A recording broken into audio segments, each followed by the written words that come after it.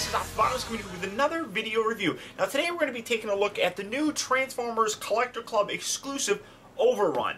Now, Overrun is actually Runabout. We'll get into that later, but what I wanted to show you was pretty much the packaging for this real quick, because in case you haven't noticed, I'm also wearing a Transformer Collector Club t-shirt, which I'm going to have to stand up and kind of show you this, but as you can see, it actually matches. It's actually really, really freaking cool. Now, the shirt it's an extra large. I got an extra large. Normally I wear a large, but when I get a shirt that I can't really hold on to or anything when I'm ordering online, I usually get a size larger just because I want to make sure that it's going to be, you know, proper size in case it shrinks or anything. But this shirt is actually really cool. I don't know how they printed this on here, but it's actually really good quality. I'm really happy with it. I love the color on it. It's definitely something that if, you know, you were ordering the figures, this was a nice incentive to also have. That's where I got it from. When I ordered the Overrun figure, I actually got this shirt as well. So it's a nice way to kind of show your support for the Transformer Collector Club. Now, there have been some problems. I'm not going to get into that because that's a whole lot of drama that I don't want to deal with. But there have been some problems. But very fortunately, I guess. Wait, did that even make sense? Very fortunately? I'm just going to say fortunately. They've actually been working to try to correct the problem, and that's something that I do appreciate. It may have taken longer than some people would have liked, but I'm very happy that they're very compassionate, caring, and dedicated to trying to fix these problems for us, regardless of how long it's taking. They're working on it, and I appreciate that. So, thank you guys. But I just wanted to show this shirt off. I really didn't intend to do that or anything like that. I just kind of wanted to show it off. So let's stop talking here and let's get to the actual review for the figure. Alright guys, so here we have the packaging for the figure, and one thing that I'm actually kind of curious about is that this is definitely an oversized package for just one figure. And I'll show off that reasoning here in just a second. Spin it around here on the side, it says Overrun, nice Decepticon logo there. I really like the way that looks, and it says Transformer Collector Club exclusive. Adult collectible, not intended for children. Come down here. Hasbro Transformers, you can join right there at transformersclub.com, or you can call that number. You have Overrun. As I said, this is Runabout. Now, for some reason, they weren't able to actually acquire the name for Runabout to use, but this is Runabout from the old G1 cartoon. Well, not really the cartoon. I think Runabout and Runamuck appeared in like one episode in G1. But you see, Overrun, distributed by Hasbro Transformers, blah, blah, blah. Picture right there again, same thing. And I mean, I really like that artwork on here. Overrun is very cool looking. I absolutely love it. You have Runamuck actually hanging out in the background on top of the Statue of Liberty. Now the cool thing is, I love these boxes. I've always thought that these boxes were top notch and definitely collector friendly. You open it up and here you have the technical data on a separate card, and then you have this little foam insert. Now one thing that's actually kind of cool, and everybody kind of jokes about this, that they also feel the need to include this really nice kind of foam car. The foam car goes vroom. That's it. But what they actually did was they designed this box so that when the actual Runamuck figure comes out, you can actually store it there as well. Now, that makes me kind of wonder what they're actually going to ship the Runamuck figure in. I mean, I love this. I think it's wonderful, but it leaves some questions for me that hopefully here in, you know, the next couple months or whatever, we'll find out the answer to. Setting this off to the side, we're going to take a look at the technical data. Now I'm going to leave it in the package. I'm not going to take it out. I mean, it's just taped and it's just on a little piece of cardboard, but really nice kind of drawing right there. Now, one thing that I'm actually kind of curious about, here's the tech specs for the original Runabout. I'm kind of curious to see how much this actually kind of matches up, at least in terms of the data. So it says, according to this, he's got a strength of 7. His strength on here, the original toys, was only a 5. So he got stronger as he got older.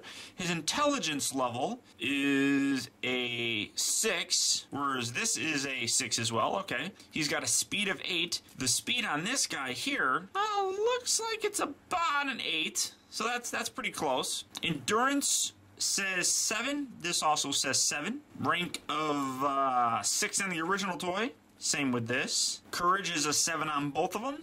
The firepower, or fire blast as it calls it, is also a 7. The skill is a 7, and that's also a 7. So very much the same, with the exception really of the intelligence. Now one thing that does kind of kind of bugged me, I suppose, even on the original one. It says that he's got a maximum speed of 185 miles per hour. Now, the Battle Chargers originally were meant to be the fastest Decepticons on land. So at 107 or 85 miles an hour, you would really think that the speed will be a little bit higher for him. Zooming in here, it says, "Beauty is fleeting, especially when I'm around." Overone tries to pass himself off as a suave connoisseur of fine things. It's not a facade he can really maintain for long, less because of his generally low intelligence and more because of his interest in beautiful objects starts and ends with blow them up. His drive to seem sophisticated is a direct conflict with his enthusiastic love of explosions and action. The former is almost always on the losing end of the battle. He's not that interested in the Decepticon plan for conquest. He's just with them because of the greater opportunity for his kind of fun. He's always on the move, looking to create bigger fireballs, larger bomb craters, and generally cram every microsecond with action. So very kind of cool. I love that. Now, as for the figure itself, he reuses the tracks and wheeljack mold from the classic or Generations line figures. But more specifically, he uses the legs of wheeljack. But as you can see, absolutely gorgeous looking vehicle mode. I've always loved the way this vehicle mode looks. One thing that is a little bit different is he's not, I don't know how well it's coming across on the camera, but he's not completely black. You can see that's black. This is more kind of a charcoal in terms of the coloring, I suppose. I love the red windows on here. Absolutely awesome looking. I mean, the detail on this is just absolutely beautiful. This is just a wonderful, wonderful looking car. Now, in terms of its comparison to his G1 self, here's the original Runabout figure. Now, the defining characteristic for these were their battle chargers, where you rolled them, and I'll show that off in a minute. But you can see that I really do love how they really translated a lot of the original look for the G1 figure into the new classic version. I mean, you got the red windows, that's very prevalent here. You got the Decepticon logo right down here. This is actually painted on there, which absolutely looks gorgeous. And then people have asked, why does he also have a rub sign up there? Well, because the original toy had a rub sign. So that's why that's like that. But you can see, very similar. I mean, I love what they've actually done with it. I mean, they actually painted the taillights on here. They didn't paint these ones. Now, like I said, the defining characteristic for this is you roll it, and I'm going to run out of room here. Oh, come on now. Oh, there it goes. All right. Well, it plops up and it automatically transforms. Now, that's not something that the new one can do. But what they actually did, instead of just doing a straight-up repaint of Wheeljack or Ratchet or Tracks, they actually did kind of actually give him a special look. Something unique. They gave him the original figure's head. So what we're going to do is I'm going to transform this guy real quick off camera, because we've already seen the transformation for this thing countless times. And through the magic of video editing,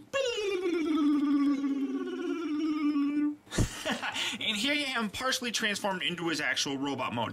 Now, one thing that's actually a little bit different, everybody knows that the way he's supposed to look. I mean, he's supposed to have these wings kind of going out of the back, and he's supposed to have these little guns sticking out. Now, thanks to my good friend General Techno, he actually came up with a fan mode for this, which completely makes this look a whole lot better. Now, one of the other defining characteristics for the Battle Chargers is the way that this whole top section looks. What he recommends that we do, get these out of the way, kind of angle these down just a little bit, just like so, and then fold these down and back underneath, just like that. Kind of get that out of the way. So now you have it pretty much like so. Come around here to this, which this is going to be a pain in the butt because I just chewed all my nails off earlier. Here we go. We'll take this little thing and pull it out. Ha ha ha. Look at me. Pull this out. Take these guns. Now put them up here where you normally would put them. Just like so. And then you can actually take them and slot them down. These little gun things will slot right through that gap and right through that gap. There we go. Come on. There we go. And then just angle it down like so, where it's coming through there, like I said. And now you have them really kind of representing how the Battle Charger looked. I absolutely love that. The fact that you can use this and really kind of recreate this look. I mean, that's absolutely wonderful in my opinion. And I really do have to thank my friend General Techno for pointing that out. And if you guys want a little better of an in-depth look at it, I'm going to put a link to his actual video down here in the description. Go ahead and check that out, especially if what I showed you really didn't help, because I don't know how well I actually did that. But pretty much looks the same way that he had it. So, I mean, I absolutely love the way that looks. So very cool. In addition to that, you can also see what I was talking about in terms of the head. They did a really nice job of capturing kind of like an updated classic look for him, based off of what he looked like in the original G1 figure. Now, I'm trying to get in a little bit closer so you guys can actually see that. I mean, I absolutely love the way that looks. So very awesome. Now, he also does still come with his weapon, so you can take him and actually have him hold it in his hand. Kind of just slot it right in there. So now he's got his gun.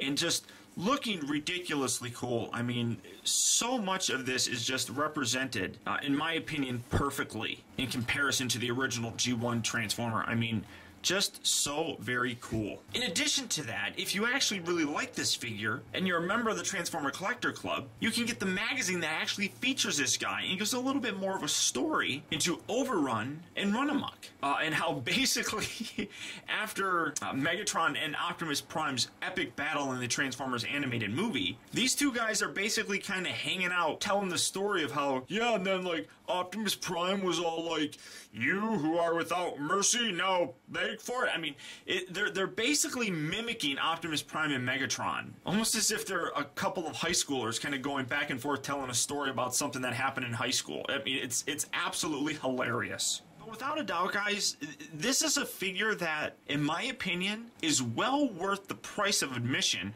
when it comes to getting the Transformer Collector Club. Now, this isn't even the free figure. I mean, you actually had to buy this off of their website. Now, some people might complain because, as a member, it still costs $54 to get. If you're not a member, it's closer to $100 to acquire. But if you actually buy the figure for the $100, not only do you get the figure, but you also get a year's membership in the Transformer Collector Club. So it kind of balances out, in my opinion. So for $50, an exclusive figure that's not going to be available anywhere else, this is definitely, in my opinion, well worth it. And like I said, I just really cannot wait now to get Runabout, to have Runabout and Runabout, because this is Runabout. I don't care what anybody says. It's just absolutely gorgeous. So that's it, guys. Well worth it, and a wonderful addition to any Transformer Collector's Classics display shelf. So until next time, guys, I want to thank you for tuning in. This has been Optibotimus. I'll talk to you later.